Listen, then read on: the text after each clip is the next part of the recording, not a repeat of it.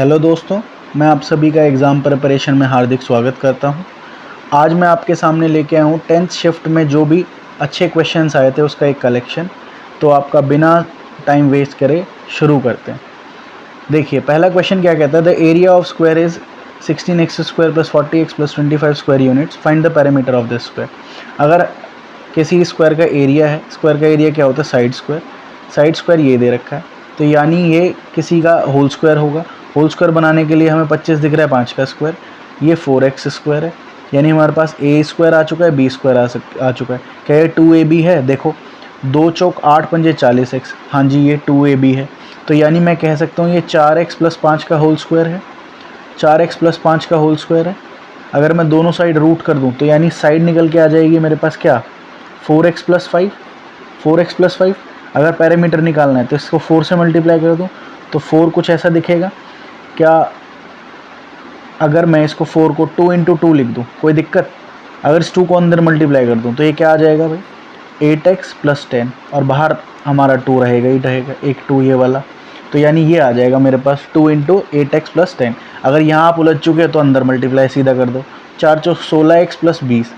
अब देख लो कहाँ आ रहा है 16x प्लस 20, यहाँ 16x नहीं आएगा, यहाँ 20x आ जाएगा, यहाँ 16x आ जाएगा। तो चौथा ऑप्शन आपका आंसर हो जाएगा। चलो चलते हैं नेक्स्ट क्वेश्चन पे। नेक्स्ट क्वेश्चन क्या कहता है, for what value of k this is has no solution, these lines have no solution. When lines are parallel you must know that, कि तुम्हें ये पता होना चाहिए कि जब लाइन्स पैरेलल होती हैं तो they have no solution. Parallel lines के केस में नो सॉल्यूशन होता है। पैरेलल लाइन का केस का सिनेरियो क्या रहता है, अगर a1/a2 is equals to b1/b2 हो जाए और that must not equals to c1/c2 रहता है, ये रहता है पैरेलल लाइन का केस। चलो देखते हैं, जो x का कोफिशिएंट होता है वो a होता है और जो y का कोफिशिएंट होता है वो b होता है। तो देखते हैं a1 यानी 2, x का कोफिशिएंट ये हो गया 2, यहाँ पर x का कोफिशिएंट कुछ नहीं है तो 1 होगा। a1/a2 b1 यानी 7 के, और यहाँ पर क्या है y का कुछ नहीं है कोफिशिएंट तो वो 1 हो गया। तो ये वैल्यू हो गई 2 इज इक्वल टू 7 के। अगर इसमें 7 को 2 के नीचे ले आऊँ तो क्या आ जाएगा, 2/7, यही k की वैल्यू हो जाएगी, ये मेरा आंसर हो जाएगा। समझ में आ रहा है? चलो चलते हैं नेक्स्ट क्वेश्चन की तरफ। What is the central angle of sector of a circle whose area and perimeter are respectively this. ये तो एरिया है और ये पेरीमीटर है। अगर रेडियस एक नॉन नेगेटिव इंटीजर है तो ये बताओ। ये बहुत अच्छा क्वेश्चन एग्जामिनर ने पूछा, बहुत ही कैलकुलेटिव, बहुत अच्छा क्वेश्चन। चलो देखते हैं इस क्वेश्चन को सॉल्व करके कैसे होता है। अगर मैं एरिया की बात करूं, एरिया क्या होता है, half into LR, length of arc into radius कर देते हो तो एरिया आ जाता है 209। अगर मैं बात करूं पेरीमीटर, पेरीमीटर क्या होगा भाई, ये सेंटर है, ये तो 2 तो रेडियस होगी, ये लेंथ ऑफ आर्क हो गई, यानी L प्लस 2R अगर मैं कर दूं तो वो क्या होता है हमारा पेरीमीटर ऑफ सेक्टर। ठीक है, अगर LR की बात करूं 418 आ गया। तो हमने एक बात सीखी है कि अगर 2 नंबर का मल्टीप्लाई और उन्हीं नंबर का सम दे रखा है तो हमेशा यहाँ थोड़ा सा ना वैल्यू पुटिंग का हिट एंड ट्रायल कर लिया करो। ठीक है, ये ऊपर नंबर दिख रहा था 9 2 11 11, यानी कहीं ना कहीं 11 का मल्टीपल है। 11 3 33, 11 8 88, और 38 को अगर प्राइम नंबर में तोड़ूँ तो 19 दूनी 38 होता है। ठीक है, कहीं ना कहीं ये 11 दिख रहा है या 2 दिख रहा है, इसको एक बार देखते हैं। 11 दूनी 22, यानी ये 22 इंटू 19 है, 22 इंटू 19। अगर मैं यहाँ L की जगह 19 रख देता हूँ, L की जगह 19 रख दिया और R की जगह 22, 22 दूनी 44 हो गया। 44 और 19 मिलकर 63 बनाता है। भाई वैल्यू पुटिंग ठीक हो गई है, यानी मैं कह सकता हूँ कि मेरा R कितना आ गया, R आ गया मेरा 22 और L आ गया मेरा 19। अगर मैं R को 22 रखता हूँ, R को अगर 22 रखता हूँ तो ये तुमने देख लिया होगा, इसको मैं हटा देता हूँ 1 सेकंड के लिए। ठीक है, R मेरा 22 आ गया और L 19 आ गया था। ठीक है, अगर मैं एरिया ऑफ सेक्टर रखता हूँ तो एरिया ऑफ सेक्टर क्या होता है, θ/360, θ/360 पाई R square, 22/7 R square, R square यानी 22 इंटू 22, जो कि मेरा 209 के बराबर है। 209 के बराबर है। तो अगर मैं काट देता हूँ, देखो 11 दूनी 22 था और 11 एकम 11 निम्न 99, ये तो कट रहा था। 2 से ये 180 पे, 2 से ये 11 पे, ये 90 पे, 2 से 45 पे और ये 11 पे। यानी थीटा निकल के आया मेरे पास क्या, 19 इंटू 7, 19 इंटू 7 इंटू 45 अपॉन में क्या, अपॉन में निकल के आया 121। 19 सत्ते 133 होता है, तो यानी ये हो गया 133 इंटू 45। अगर मैं 133 को 45 से मल्टीप्लाई करूँ तो कितना आएगा, 5 तिया 15 का 5 कैरी 1, 5 तिया 15 और 1 16 का 6 कैरी 1, 5 एकम 5 और 1 6, 0,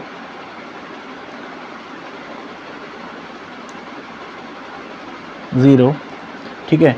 4 तिया 12 का 2 कैरी 1, 4 तिया 12 और 1 13 कैरी 1, 4 एकम 4 और 1 5, यानी 5 8 9 और 5, 5985, 5985, 5985 को 121 से मल्टीप्लाई कर दो, तो यानी 5985 का अगर मैं 120 है, 12 तिया 36, 12 चौक 48, 12 पंजे 90, 12 पंजे 60, 120 इंटू 6 करता हूँ तो 600 के आसपास आ जाता है। 121 को एग्जैक्टली 4 से अगर मैं मल्टीप्लाई करूँ, 4 एकम 4, 4 दूनी 8, 4 एकम 4, तो यानी 484 आ जाएगा।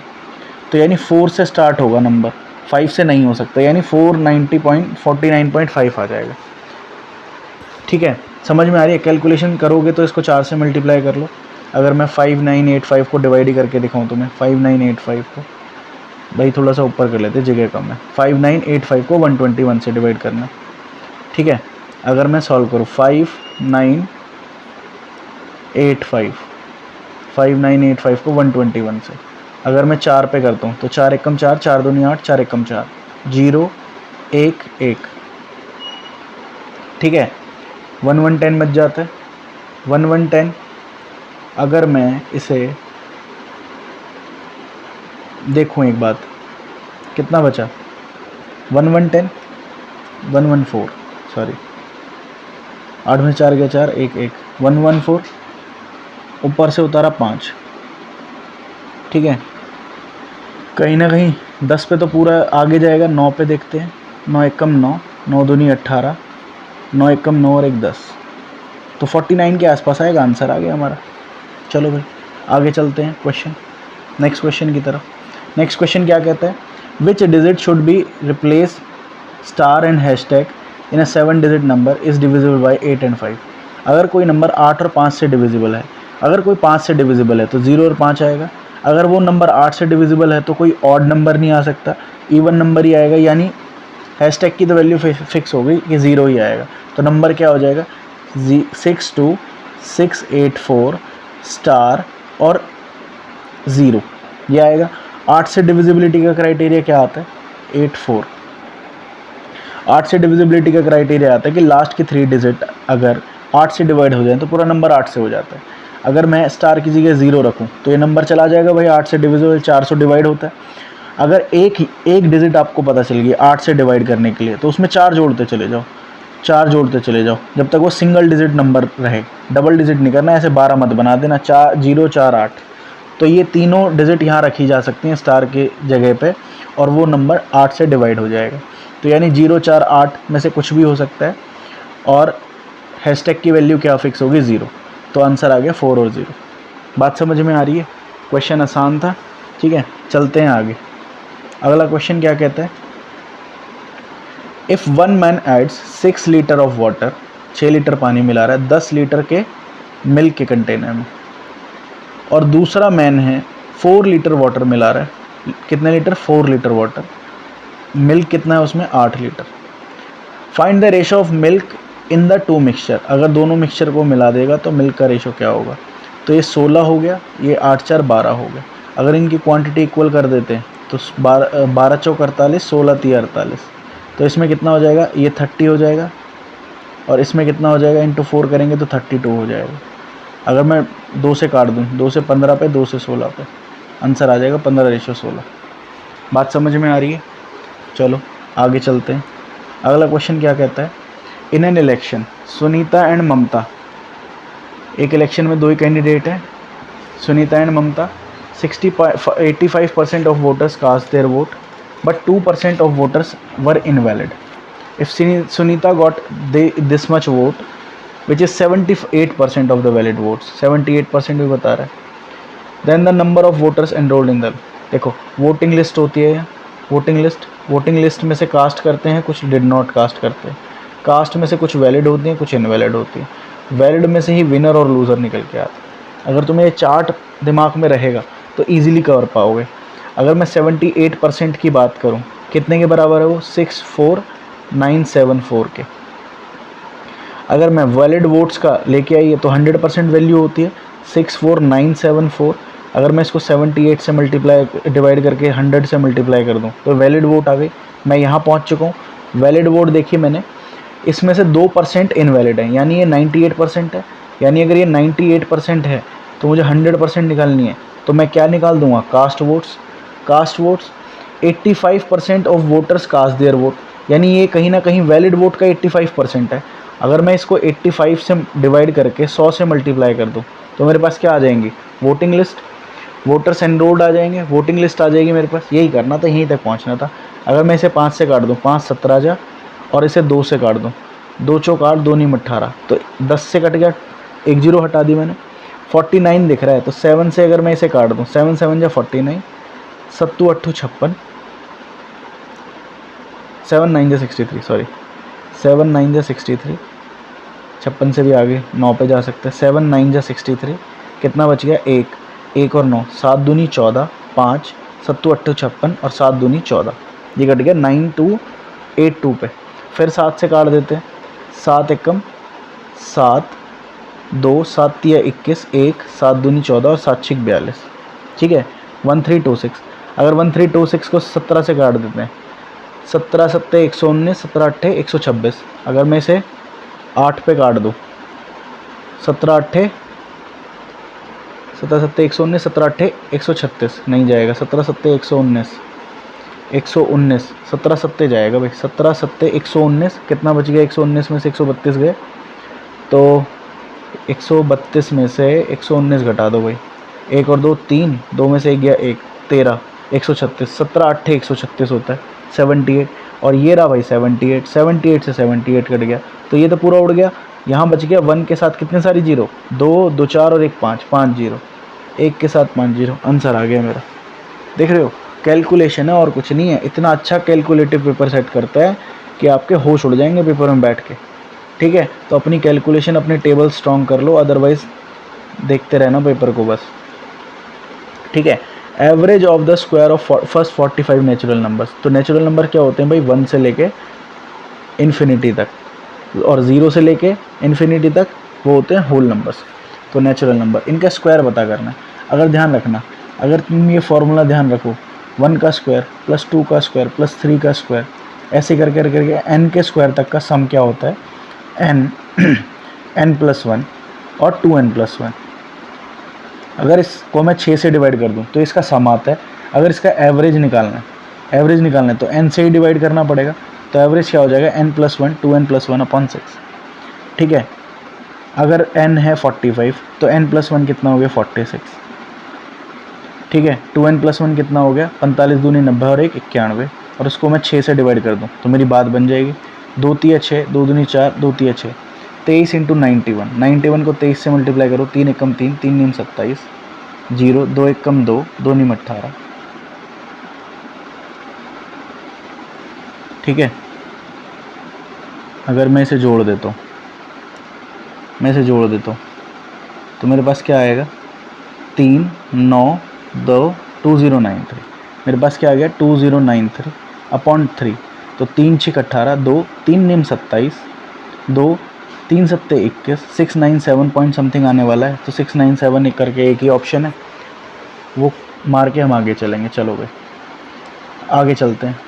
आगे क्वेश्चन क्या कह रहे हैं, simple interest on a certain sum is 1/5 of the sum, ठीक है, and the interest rate percent is 5 times the number of years. अगर नंबर ऑफ ईयर्स t है तो रेट क्या आ जाएगा, 5t, ठीक है। अगर मैं प्रिंसिपल को 5 रुपये मान के चलूँ तो ऐसा ही 1 रुपये आ जाएगा भाई, 1/5 प्रिंसिपल का। तो अगर मैं r क्या है, 5t upon 100, 5t upon 100 into T, ये ऐसा ही आ गया, SI है 1/5 ऑफ द प्रिंसिपल 5 रुपये लिया तो उसका 1/5 1 रुपीज़ आ गया। 5 पंजे 25 चौका 100, तो टी स्क्वायर आ गया कितना 4, तो टी आ गया 2, टी आ गया 2, तो रेट कितना आ गया 5 दूनी 10%।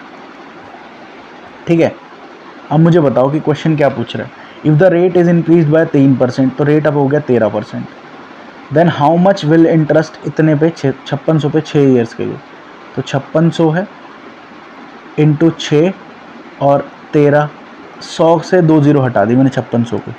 ठीक है, मल्टीप्लाई कर लो, यूनिट डिजिट तो सेम है। अगर इसमें डिजिटल सम लगाना चाहो तो डिजिटल सम लगा लो, 6 5 11 यानी 2, ये 6 हो गया, ये 4 हो गया, 6 दूनी 12, 12 चौक 48, 48 यानी 3, 48 यानी 8 4 12, 12 को फिर जोड़ोगे तो 3 आ जाएगा। डिजिटल सम 3 बन रहा है। यहाँ देख लो डिजिटल सम कितना हो रहा है, 4 2 6 6 12, 12 और 8 20 यानी 2 हो रहा है, नहीं होगा। 6 4 10 16, 16 और 8 24, 24 यानी 6 हो रहा है, ये भी नहीं हो रहा। 6 4 10 11 और 8 19, 19 यानी 1 हो रहा है, ये भी नहीं हो रहा। 4 3 7 6 13, 13 और 8 21 यानी 21 यानी 3 हो रहा है, तो ये हो गया मेरा आंसर डिजिटल सम से। मल्टीप्लाई करके देखना चाहो तो मल्टीप्लाई कर सकते हो, बट यही वो कराना चाह रहा है तुमसे।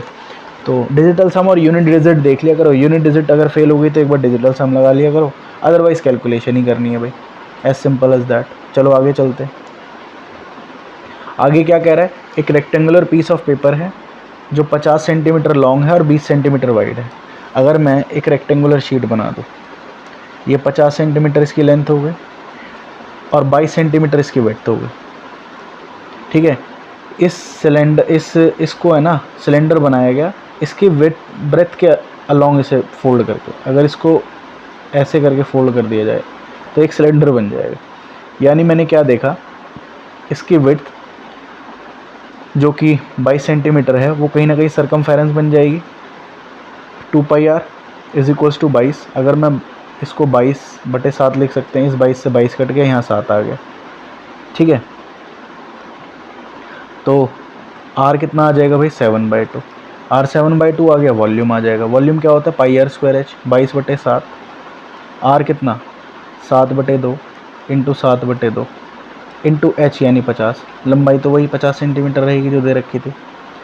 7 से 7 कट गया, 2 से 11 पे काट दिया, 2 से 25 पे काट दिया, 25 सत्ते 175, 175 इंटू 11 करना है तो 175 इंटू 11 कर दो, कैसे कर दो, 7 5 12 का 2 कैरी 1, 1925, ये आंसर आ गया मेरा। समझ में आ रही है? अच्छा क्वेश्चन था। चलो नेक्स्ट क्वेश्चन पे चलते हैं। नेक्स्ट क्वेश्चन क्या कहते हैं, नेक्स्ट क्वेश्चन कहता है कि what annual instalment with discharge a debt of 26,160 due in 4 years at 6% per annum. तो ध्यान से सुनना इस क्वेश्चन को करने का तरीका। अगर मैं पर एनुअल इंस्टॉलमेंट 100 रुपये लगाऊँ और उस पर 6% इंटरेस्ट लगाता रहूँ, तो 106, 112 और 118 कितनी बार तक है, 4 बार तक। तो 4 बार ले लो, 1 2 3 4, इसको कर दो ऐड ऑन, 6 2 8 8 16 कैरी 1 3, 1 2 3 4, 436, ये ही ड्यू डेट आ जाता है 26,160। ठीक है, 100 की वैल्यू निकालनी है। अगर मैं 26160 को 436 से डिवाइड कर दूँ, इंटू कर दूँ 100 से, तो मेरी बात बन जाएगी।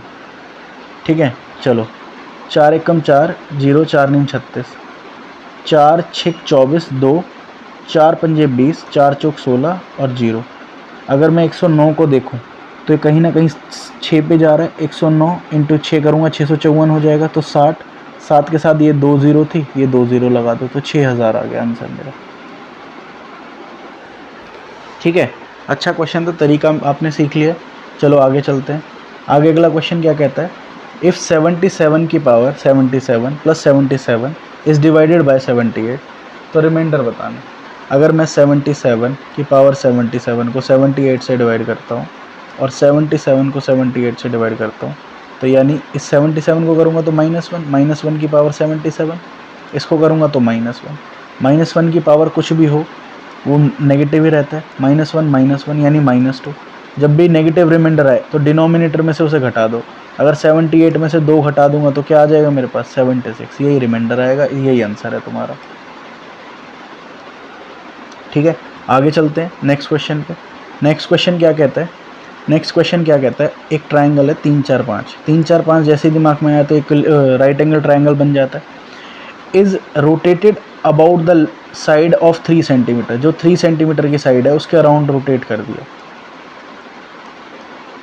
ठीक है। तो कहीं ना कहीं एक कोण बन गया।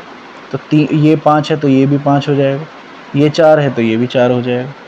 The volume of the cone, volume क्या होता है 1/3 pi r square h, 1/3 pi r क्या रहेगा 4 इंटू 4 और एच क्या हो जाएगी 3, ये एच हो जाएगी भाई, ये हाइट हो जाएगी। 3 से तो 3 कट गया, 4 चौक 16, 16 पाई आंसर आ गया। देख रहे हो, अगर इन फ्यूचर ये क्वेश्चन ये भी पूछ सकता है कि हाइपोटेन्यूज के अलॉन्ग कैसे मूव करें, वो मैं नेक्स्ट एक शॉर्ट वीडियो में आपको बताऊंगा उसको, क्वेश्चन को सॉल्व करके उसमें डबल कॉन फॉर्म होता है और कैसे उसको निकालते हैं वो मैं एक वीडियो में बताऊंगा, शॉर्ट वीडियो बना के, ठीक है। चलो भाई नेक्स्ट क्वेश्चन पे। नेक्स्ट क्वेश्चन क्या कहता है, the concentration of 3 acids A B C are specified as 20, 30 और 40%। अगर इनको इस रेशो में 3:5:A में मिला दिया जाए तो फाइनल जो कंसंट्रेशन रहती है उसमें 30% रहता है, ठीक है। What is the value of ए,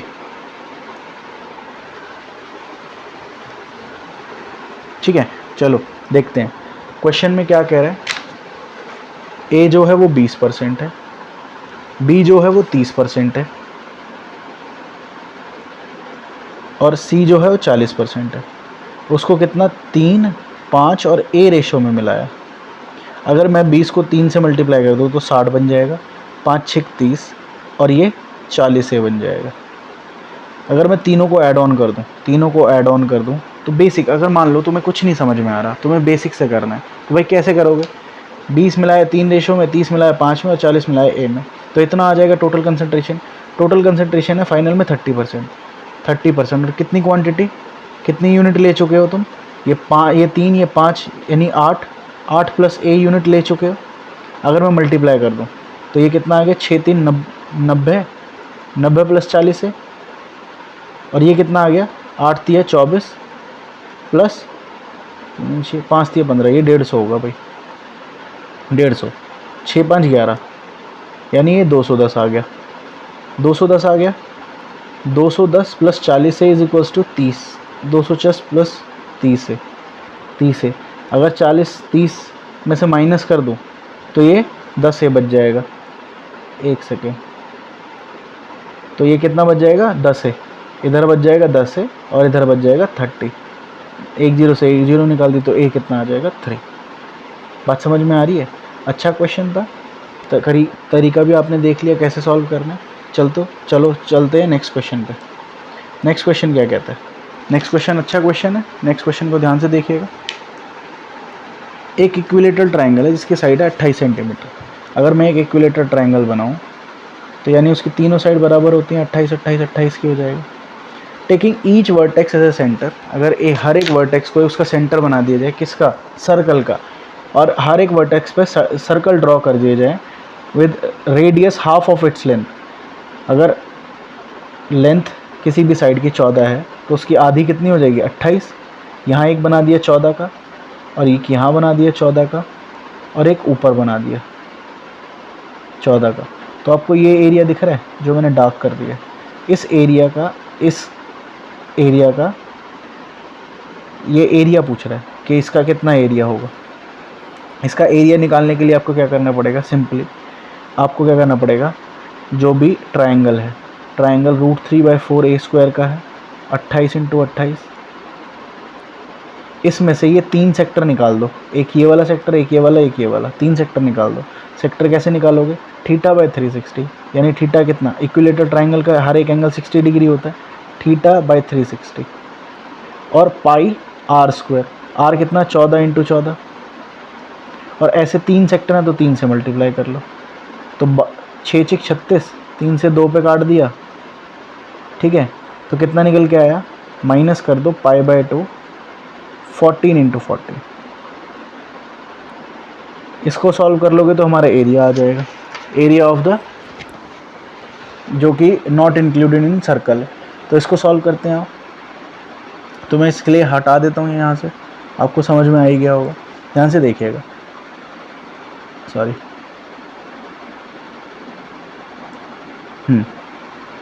अगर मैं बात करूं 2 से, अगर इसे काट दूं, 2 दूनी 4, 14 दूनी 28, 14 दूनी 28, तो यहाँ भी 14, यहाँ भी 14, यहाँ भी 14 दो बार दिख रहे हैं, तो मैं 14 दो बार कॉमन ले सकता हूँ। अंदर क्या बच गया, √3 माइनस ये कितना हो गया, ये अगर मैं इसको 22/7 लिख दूँ तो 2 से ये 11 पे कट जाएगा, तो 11/7 आ जाएगा। 11/7 अगर मैं एलसीएम 7 ले लूँ, एलसीएम 7 तो 7√3 हो जाएगा माइनस 11, और 7 से ये 14 2 पे कट जाएगा, तो ये कहीं ना कहीं आ जाएगा 28, और √3 की वैल्यू 1.73 है। 1.73 को अगर मैं 7 से मल्टीप्लाई करूँ, 7 के 21 2, 7 7 7 49 51, कैरी 5, 7 एकम 7 5 12, 12.11, इसकी वैल्यू कितनी आ गई 12.11। इसमें से अगर 11 माइनस करूँगा तो कितना आ जाएगा 12.11 में से, तो यानी 1.11 आ जाएगा। अगर 28 को मैं 1.11 से मल्टीप्लाई कर दूँ, यहाँ देखो 28 को 111 से मल्टीप्लाई करना, तो ये कहीं ना कहीं आ जाएगा 8 8 8, और एक करके 2 2 2। अगर मैं इसे जोड़ दूँ 8 ये आ गया, 8 2 10 का 0, कैरी 1 8 2 10 और 1 11, और ये 3108 आ जाएगा। तो 3108 ऑप्शन नंबर 2 आंसर आ गया। चलते हैं आगे। आगे देखिएगा अगला क्वेश्चन क्या कहता है। अगला क्वेश्चन कहता है एक बस है 1/3 डिस्टेंस चलती है 40 की स्पीड से, अगला 1/3 चलती है 50 की स्पीड से, और रिमेनिंग 1/3 चलती है 60 की स्पीड से। इसकी एवरेज बताओ। अगर डिस्टेंस इक्वल चला गया तो मैं सिर्फ स्पीड उठाऊंगा, 40 50 और 60। इसका ले लूँगा मैं एलसीएम। एलसीएम कितना हो गया, 6 पंजे 30, 30 दूनी 60, 600 आ गया। अगर डिस्टेंस एलसीएम लेके मैं निकाल लूँ कि 600, 40 की स्पीड से चलेगा तो कहीं ना कहीं 15 घंटे लगा देगा, 50 की स्पीड से चलेगा तो 12, और 60 की स्पीड से चलेगा तो 10। तो एवरेज स्पीड का फॉर्मूला क्या होता है भाई, total distance upon total time. Total distance 600 600 600 3 बार चला, तो यहाँ से 15 घंटे में, यहाँ से 12 और यहाँ से 10, अगर मैं जोड़ दूँ तीनों को तो 27 10 37 घंटे, 37, तो 3 6 18, 1800 अपॉन 37। ध्यान से देखिएगा, अगर मैं 37 को 1 सेकंड के लिए 36 मान लूँ तो 36 पंजे 180, 50 किलोमीटर आएगा। अगर यहाँ 36 है, 36 की जगह 1 बढ़ाता तो ये कहीं ना कहीं कम होता 50 से कम एक ही ऑप्शन था, आंसर मार देते। बात समझ में आ रही है। चलो भाई नेक्स्ट क्वेश्चन क्या कहता है। नेक्स्ट क्वेश्चन अच्छा है, नेक्स्ट क्वेश्चन की तरफ चलते हैं। Next question, Ramesh purchase some items from a dealer on 19 November. ठीक है, एक तो इतना बड़ा क्वेश्चन दे रखा है, पढ़ते पढ़ते ही रात हो जानी है। एग्ज़ाम में अगर ऐसा क्वेश्चन देखने के लिए मिले तो पहले गो में स्किप करना, टाइम बचे तो इसे अटेम्प्ट करना, मेरी आपको राय रहेगी हमेशा ही। चलो देखते हैं इस क्वेश्चन को। Ramesh purchase some items from a dealer on 19 November. ठीक है, the bill was generated was 5480। 19 नवंबर को जो बिल लिया गया 19 नवंबर को, उसका जो बिल था, बिल की वैल्यू थी 5480 rupees, 5480। He had also purchase some item on 10th November. 10th नवंबर को भी एक आइटम लिया जिसकी बिल वैल्यू थी 9800। He clear both the bills this time. उसने 19th नवंबर को and paid total amount in cash, total amount in cash में पे कर दिया गया। अगर dealer gives a 2% discount on the payment done with in 10 days, जो 10 डेज़ के अंदर पेमेंट करी गई है उस पर तो 2% डिस्काउंट देता है, और 5% for the payment made in cash at the time of purchase. Instant अगर कैश में परचेज कर लेते हो तो 5% का डिस्काउंट दे देता है। Find the amount paid by Ramesh on the 19th नवंबर। अगर ये 10 तारीख को खरीदी गई है, 19 तारीख को पेमेंट करी गई है, तो यानी विद इन 10 डेज दिया गया है, तो यानी इस पर 2% यानी 1% अगर मैं बात करूँ तो 2% के लिए 2 0 और 2 से इसे मल्टीप्लाई कर दिया गया। 98 को 2 से मल्टीप्लाई करूँगा तो 2 8 16, कैरी 1, 2 नहीं 18 1 19, 196 रुपये का डिस्काउंट दे दिया गया। तो इसमें से अगर मैं माइनस कर दूँ 4 0, साथ में से एक गया 6, 9604 का टोटल डिस्काउंट मिल गया इसे भाई, और टोटल पेमेंट इसने 9604 की कर दी यहाँ पर। ठीक है, अगर मैं बात करूँ ये 5480 पे इंस्टेंट कैश में पे कराया तो ये 5% डिस्काउंट होता। इस पर अगर 5% डिस्काउंट दोगे तो कितना आएगा, अगर 10% की बात करूँ तो 1 0 हटा दो, 548 का अगर आधा कर दूँ मैं, 5480 था इसका अगर आधा कर दूँ 548 का तो 2 दूनी 4, 2 सत्ते 14, 2 चौक 8, 274 रुपये डिस्काउंट मिलता। 274 मिलता तो कितने रुपये पेमेंट करता है? 6, 7 में से 0, 4 में से 2 गया 2 और 5, इतनी पेमेंट इससे कर देता। तो अगर इन दोनों को ऐड कर दो तो टोटल पेमेंट कर दी उसने। 6 4 10 कैरी 1, 6 2 8 और 8 5 8 6 9 5 14, 9 5 14, 14810, इतनी पेमेंट कर दी उसने डिस्काउंट के बाद। बात समझ में आ रही है? क्वेश्चन लेंदी था, सॉल्यूशन इजी था, बट एग्ज़ाम में अगर ऐसे क्वेश्चन आए तो पहले वो में स्किप कर देना, टाइम बचे तो अटेम्प्ट करना। चलो भाई अगला क्वेश्चन देखते हैं। If on a mark price the difference between the selling price with a discount of 65% and 2 successive discount of 30 और 40%। सक्सेसिव डिस्काउंट का इक्विवेलेंट डिस्काउंट निकालें तो x plus y minus x y upon 100 होता है। x plus Y यानी 70 minus x Y, 4 3 12, 2 zero से 2 zero cut जाएंगे, 100 के हटा देते हैं। ये कितना आ गया? ये आ गया 58%। अगर वो 65% देता है तो उसका डिफरेंस निकल के आता है 7%, जो कि 105 के बराबर दे रखा है। ये दे रखा, तो 1% की वैल्यू 7 एकम 7, 7 पंजे 35। किसका 1%? मार्क प्राइस का 1%, तो मार्क प्राइस 100% होगी, यानी 1500 रुपये आंसर। बात समझ में आ रही है? चलते हैं नेक्स्ट क्वेश्चन पे। नेक्स्ट क्वेश्चन क्या कहता है? एक 5 जैसे लार्जेस्ट नंबर बताओ जो 47 से डिवाइड हो। लार्जेस्ट 5 डिजिट नंबर 99999, 47 से अगर डिवाइड करूँगा, 47 दूनी 94, 94, कितना बच गया? 5 और 9, ठीक है। ऊपर से उतारा ये 9, अगर ये सॉरी ये ऊपर से उतारा ये वाला 9, एक उतर गया, ठीक है। तो अब क्या बचा? फिर 47 1 जा 47, कितना बच गया? 2 1 और ये ऊपर से उतारा ये वाला 9, काटते चले जाओ, ध्यान भी रहेगा। 129, 47 दूनी 94, अगर 3 से मल्टीप्लाई करो तो 3 सत्ते 21, 3 चौक 12 और 2 14, ये तो 3 पे से ज़्यादा जाएगा, फिर 2 ही लेना पड़ेगा, ठीक है। 2 पे गया तो कितने पे? फिर दूनी 94, 94 यानी 5, 1 और 2 3, 35 और लास्ट वाला 9 उतारा, तो ये अगर इसमें 5 मान लूँ, 5 सत्ते 35 होता है, तो यानी 7 से जाएगा, 7 7 जा 49 और 7 चौक 28 और 4 32, 329, यानी इसमें रिमाइंडर बच के आ गया 30। अगर इसमें से मैं 30 माइनस कर दूँ तो मेरा नंबर 40 से डिविजिबल हो जाएगा। 9 में से 0 गया 9 और 9 में से 3 गया 6 9, लास्ट में आएगा 6 9 और 999 आ गए, तो यही मेरा आंसर हो जाएगा। बात समझ में आ रही है? इजी क्वेश्चन है, बट थोड़ी सी कैलकुलेशन ध्यान से देखोगे तो कर पाओगे, अदरवाइज़ दिक्कत हो जाएगी। एसएससी का one of the favourite question अगले वाला, ठीक है। आगे अगर देखोगे तो ध्यान से देखना। 2 + tan 2a + cot square 2a upon sec 2a into cosec 2a। 2a में तो पता नहीं भाई क्या होता है, फॉर्मूला नहीं पता, तो अगर मैं 2a को एक बारी के लिए x मान लेता हूँ तो ये क्या बन के आ जाएगा? 2 + tan square x + cot square x upon sec x into cosec x। जब भी तुम tan स्क्वायर x और cot स्क्वायर एक साथ देखो और उसके साथ 2 देखो ना, तो इसको 2 पार्ट में डिवाइड कर लेना, 1 और 1, इस 2 को।